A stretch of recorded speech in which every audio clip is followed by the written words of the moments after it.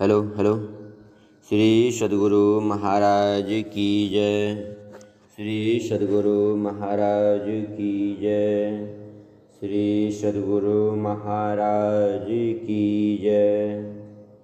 महर्षि में ही सत्संग सुधा सागर से गुरु महाराज का प्रवचन। वेद पुराण संत मत भाखो। प्यारे भाइयों, मैं आप लोगों के दर्शन से बहुत प्रफुल्लित होता हूँ। आप सब लोगों को मैं बंदगी और प्रणाम करता हूँ। अररिया इलाके में मैं बुलाया गया था। वहाँ एक पुराने सत्संगी थे, अब उनका शरीर नहीं है। मिडिल स्कूल में सत्संग का प्रबंध था। मैं स्वभावतः अपने जैसा धीरे धीरे बोला। लोग कुछ दूर कुछ नज़दीक थे, कुछ सुने कुछ नहीं सुने, इसीलिए लोगों ने हल्ला किया। वहाँ लाउड स्पीकर का प्रबंध नहीं था, उसी प्रकार मैं ज़ोर से नहीं बोल सकता। आप लोग नज़दीक बैठिए तो अच्छा है। आज आप क्या देखते हैं, देश में अनेक ख्याल विचारधाराएं हैं।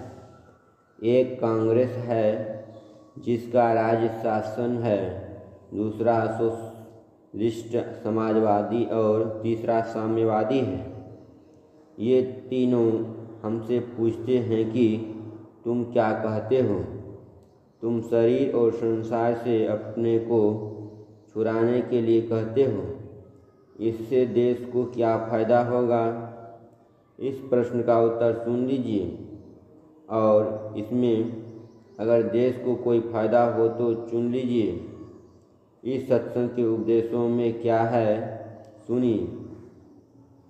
जो सदाचारी होगा वह शरीर और संसार को छोड़ेगा, वही आत्मज्ञान में ऊंचा होगा और माया के आवरणों को पार करेगा। अपनों को ऊंचा चढ़ावेगा, ऊंचे से ऊंचा पद जिसे मुक्ति कहते हैं प्राप्त करेगा। जिसमें सदाचार की कमी है वह मुक्ति लाभ नहीं कर सकेगा। सदाचार जिस समाज में होगा उसकी सामाजिक नीति बहुत अच्छी होगी। जहाँ की सामाजिक नीति उत्तम होगी वहाँ की राजनीतिक अनुत्तम हो संभव नहीं। सब सदाचारी होंगे तो समाज अच्छा होगा। अच्छे समाज जब राजनीतिक को बनाएंगे तो वह कितनी अच्छी होगी, यह मेरी युक्ति नहीं, बाबा देवी साहब की है। उन्होंने यह युक्ति 1909 ईस्वी में बतलाई थी। सुल्तानगंज के पश्चिम बरियारपुर रेलवे स्टेशन के पास पुरुषोत्तमपुर बिलिया एक ग्राम है। वहाँ प्रेमदास नाम के प्रेमी साधु रहते थे। वे मुझे अपनी कुटिया में बुलाकर सत्संग करवाए। अंग्रेज़ों का समय था, कांग्रेस का दमन हो रहा था। संयोग से दरोगा साहब उसी ओर आ पहुँचे। देखा कि शामियाना टंगा है। चौकीदार को कहा कि साधु को बुलाओ। प्रेमदास गए। दरोगा जी ने पूछा, ए साधु, क्या हो रहा है? प्रेमदास ने उत्तर दिया, मेरे गुरु साधु महाराज आए हैं, सत्संग होगा, ईश्वर का नाम लेंगे, उन्हें याद करेंगे। दरोगा साहब वफादार को वहीं छोड़ गए। दफादार सत्संग सुन कर बोले, ऐसा सत्संग हो तो चोरी डकैती सब बंद हो जाए, हम लोगों को पहरा भी नहीं देना पड़े। मैंने उनसे कहा, आप तो समझे, अब दरोगा साहब को जाकर कहिए सत्संग में 5 पाप झूठ, चोरी, नशा, हिंसा और व्यभिचार छोड़ने के लिए कहते हैं। अगर सब सदाचारी बन जाएंगे तो वहाँ झगड़ा मिट जाएगा, मुकदमा वगैरह भी नहीं होगा। शासन अच्छा हो जाएगा। शासनकर्ता को बहुत सुविधा होगी। इसीलिए आप लोगों से प्रार्थना है कि अपने देश को ऊंचा उठाने के लिए सदाचारी बनिए। अभी वेद मंत्र केन और कंठ उपनिषद के श्लोकों का पाठ हुआ। केन और कठोपनिषद के श्लोकों का पाठ हुआ। संत कबीर तथा गुरु नानक आदि संतों के वचनों का पाठ भी आप लोगों ने सुना। वेद मंत्र पढ़ना नहीं जाने तो संतों की वाणी को पढ़कर जान सकेंगे। इन सब को पढ़कर विचारिए कि सबका मत एक है अथवा नहीं। अगर है तो जिस पदार्थ को प्राप्त करने कहते हैं वह एक ही है या नहीं, काम का है या नहीं। काम का पदार्थ होगा तो लेना चाहिए, नहीं तो नहीं। अगर सबका मत नहीं मिलता है तो उसमें श्रेष्ठ जाना जाता है, उसे ही मानेंगे। अगर सबका एक ही मत हो तो सामुदायिक भाव मिट जाए।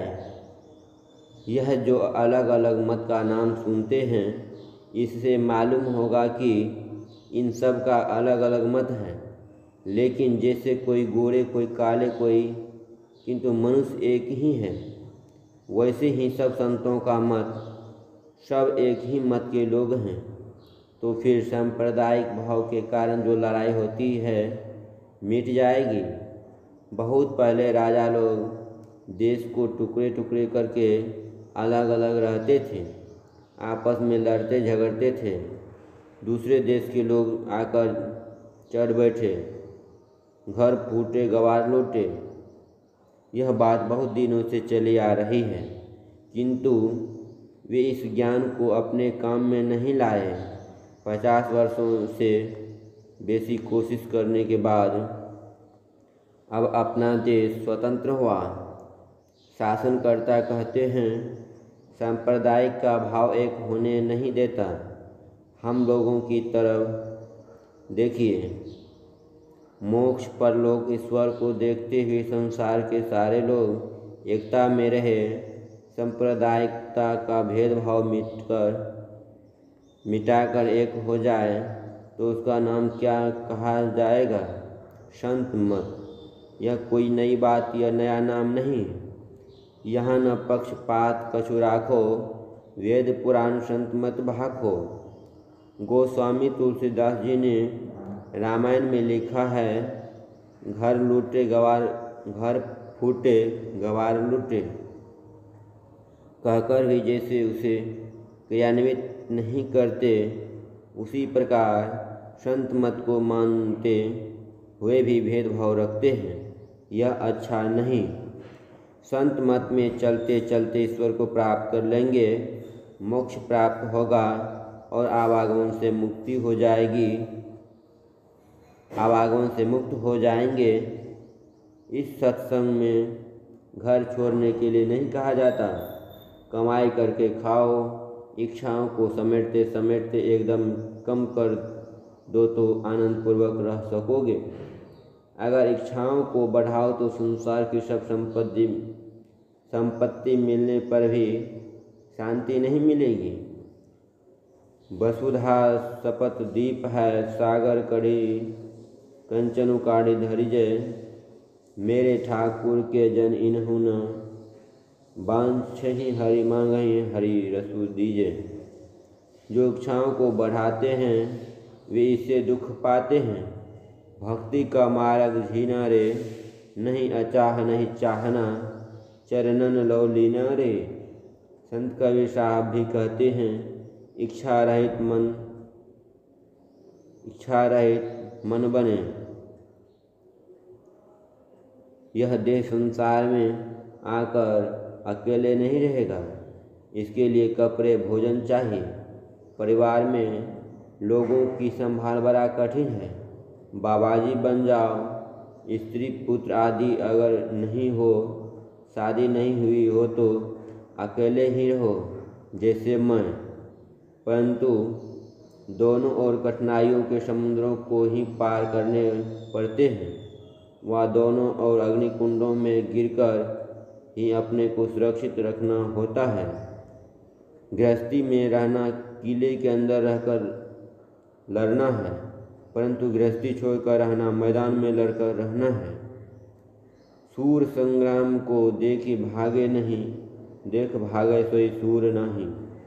काम और क्रोध मद लोभ से जूझना, मारा घमासान खेत माही।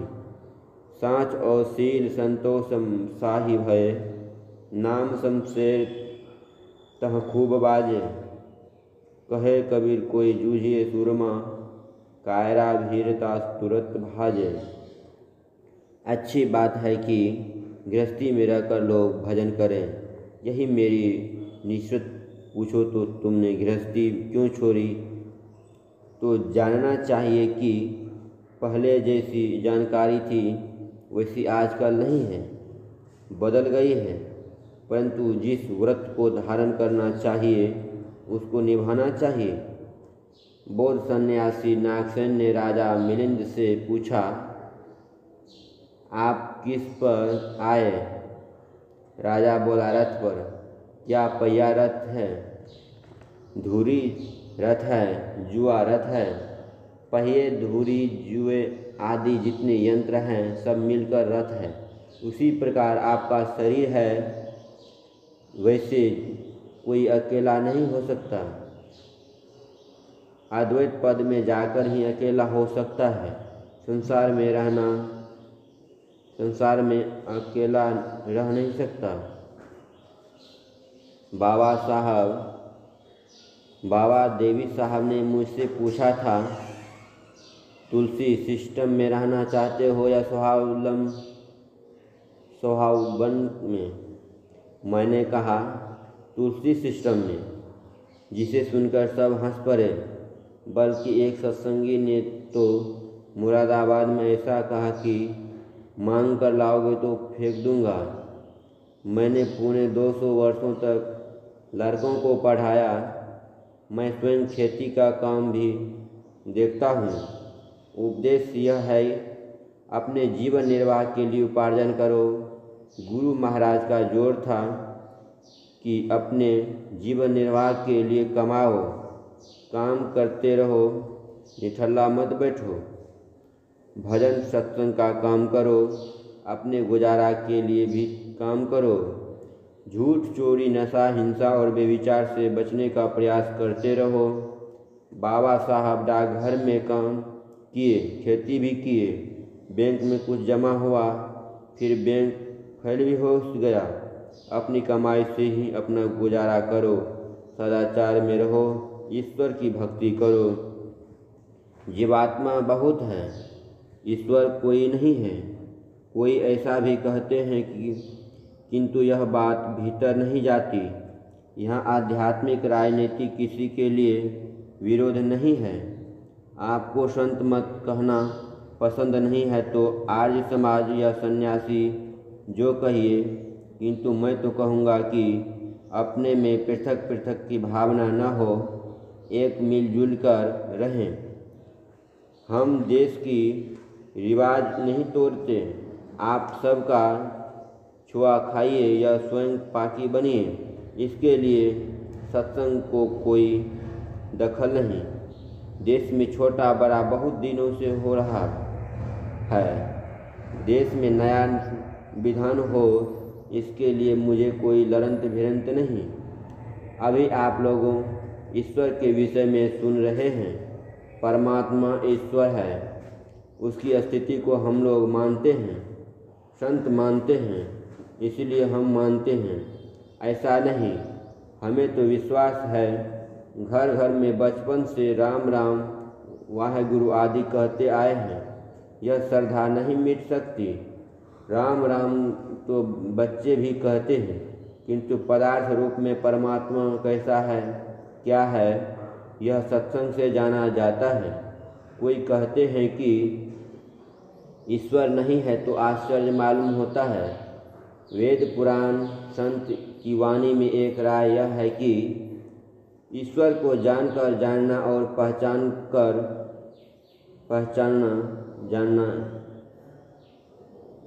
ईश्वर को जानकर जानना और पहचान कर जानना। ईश्वर इंद्रिय को जानने के योग्य नहीं है। हाथ पैर से नहीं जानेंगे, स्वाद गंध आदि मालूम ही नहीं होगा, किंतु वह बिन पावन की राह है, बिन बस्ती का देश। बस्ती न शून्यम शून्यम न बस्ती, अगम अगोचर ऐसा गगन शिखर महाबालक बोलहि, बाका नाम धरोगे कैसा। बस्ती या शून्य देश या काल इंद्रिय ज्ञान में है। जो इंद्रिय ज्ञान से ऊपर है उसके लिए मालूम होता है जैसे है ही नहीं है। वेद में आया है कि आत्मा से आत्मा जाना जाता है। आँख कान दोनों इंद्रियां है, किंतु एक का ज्ञान दूसरे के द्वारा नहीं हो सकता। उसी प्रकार मन बुद्धि के द्वारा उस परमात्मा को नहीं जान सकते। अपने से ही जानेंगे। अपने को इंद्रियों से रहित करके गोरख नानक कबीर सबकी वाणी में यही कहा गया है कि इंद्रियों से नहीं आत्मा से जानेंगे, तभी अंतर साधना सफल है। जिस किसी देश में यह सत्संग होगा, जिस देश में ईश्वर के मानने में हिचक नहीं है, उसके लिए फायदा है। सब राष्ट्र एक हो, जैसे मुंगेर भागलपुर आदि अलग अलग जिलों में रहकर ही एक देश के हैं ऐसा मानते हैं। उसी प्रकार अलग अलग देश में रहकर भी अगर अपने को एक माने तो लड़ाई झगड़ा सब मिट जाए। जब तक अपनों को अलग अलग मानेंगे तब तक लड़ाई झगड़ा होती रहेगी। नदी के दोनों पार में एक ही देश के लोग हैं। इसी तरह से एक देश से दूर तक समुद्र में चलकर जो दूसरा देश कहलाता है, वह भी इसी भूमंडल का देश है। दोनों देशों के लोग एक ही भूमंडल में हैं। दोनों को एक ही भाव में रहना चाहिए। हम दोनों देश के सब अपने ही हैं ऐसा जाने तो सब लड़ाई झगड़ा मिट जाए। श्री सद्गुरु महाराज की जय। यह प्रवचन पूर्णिया जिला विशेषाधिवेशन ग्राम मोकामा में दिनांक 24/12/1650 ईस्वी को प्रातःकालीन सत्संग में हुआ था। श्री सद्गुरु महाराज की जय।